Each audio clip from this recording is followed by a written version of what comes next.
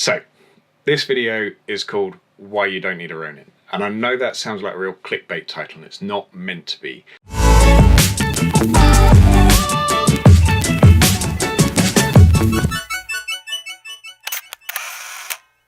actually not saying that you don't need a Ronin.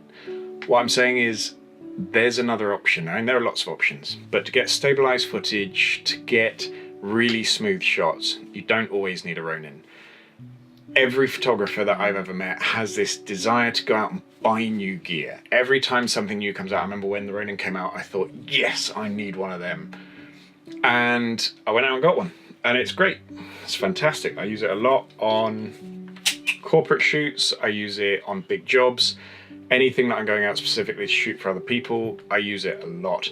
Just as a little tip, when you've got this, unless you're carrying around in a box, and it's a big box, it's basically like a briefcase.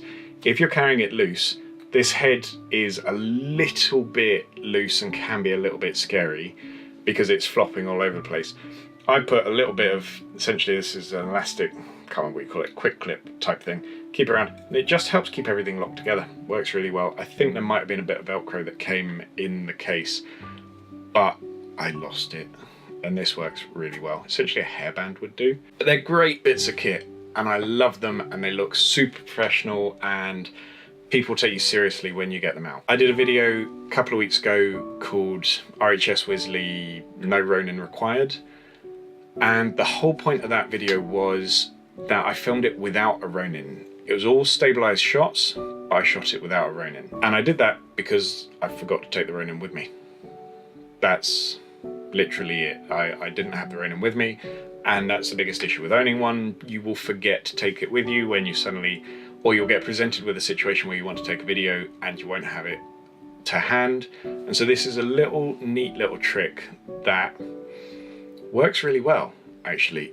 I got taught this by the guys on the Peak Design stand at the photography show earlier in the year. Peak Design makes some great bits of kit, sort of straps, bags. They've just released a new tripod. This isn't an advert for them, because actually the trick that they showed me, they were showing us other things that you could do with their straps and bits and pieces. But actually the whole point is this could work with absolutely any strap that you've got. So any camera strap, every camera comes with a camera strap. I'd say you probably want to have beaten it up a little bit when they first come out of the case. They're a little bit stiff, and so the softer straps work really well with this. But essentially, you're just going to use your camera strap like a puppet sort of thing for the camera. So I'm not explaining this very well. Let me grab the camera and I'll show you exactly what I mean. So essentially this is it.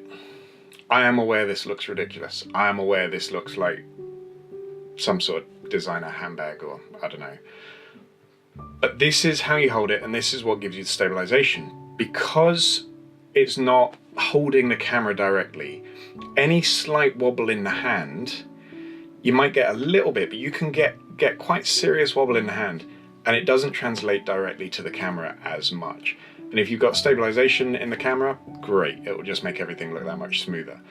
You can create quite interesting movements. You can actually cause quite a lot of tilt by being able to bring the camera up and down. You can create nice panning shots. You can create dramatic sort of dolly forward motion, and you get a very, very smooth motion because you're not going to stop. It will swing. So when you're doing that pan, it will swing slightly. So it's not going to have a dead stop as it would if you were just trying to hold it. I am aware this looks a little bit ridiculous, but it really does work. So here's a couple of behind the scenes shots from the video that I recorded last week, and then a couple of the shots I actually got with it so you can see what I mean. Some of them I'm going to play back, so I'll put on there, some of them will be played back at full speed, some of them will be played back at then sort of the slowed down speed. I'll put stabilization on some of them and then not on others, so you can kind of see what I mean and how it works. And then I'll meet you back here in a minute.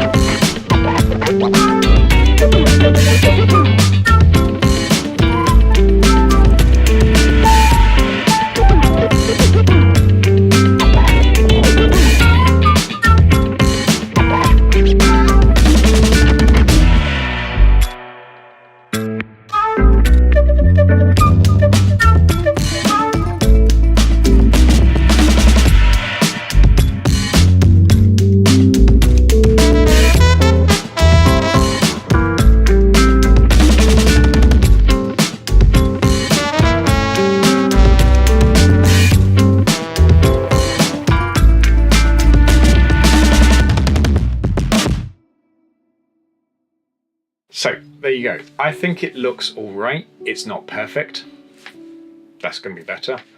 That was the first proper time I tried it, so I think practice will make perfect. And like I said, this isn't a video to say don't buy a Ronin. If you're going to a professional job, I wouldn't ever turn up to a professional job and go, here's my camera, I'm just going to take video of you now, because people will look at you like you're a weirdo. It's a sad state of affairs, but when you go to professional jobs, people expect you to look like a professional. I know that I could take great pictures on a Micro Four Thirds camera using that kit and a little cheapy microphone, and I could get a great video. But if you turn up a professional job and you've got that, people are going to look at you like you don't know what you're doing. If you turn up with big gear, yeah, people will take you more seriously. And everybody that I know that's got a big camera, so like my Nikon Z6 or the D500 that is currently in the shop, they know that if you're carrying that down the street, people sort of will approach you and go, oh, you must be a serious photographer. It's like, no, literally, I'm just holding a big camera. You know nothing about it other than the fact that I own a big camera. If I carried a little camera, nobody pays any attention. Best example of this is my brother, who is a music editor for films, and he can do, the computers now have enough power, he can do all his editing on a little MacBook. But if he turns up to a film set with just a little MacBook, people are going to go, well, where's the real sound guy? You must be his assistant. If he turns up with his full Mac Pro rig and multiple screens, people immediately go, oh, okay, we understand why we're paying you the money. Same job, exactly the same thing, you can produce the same results, but it just looks more impressive.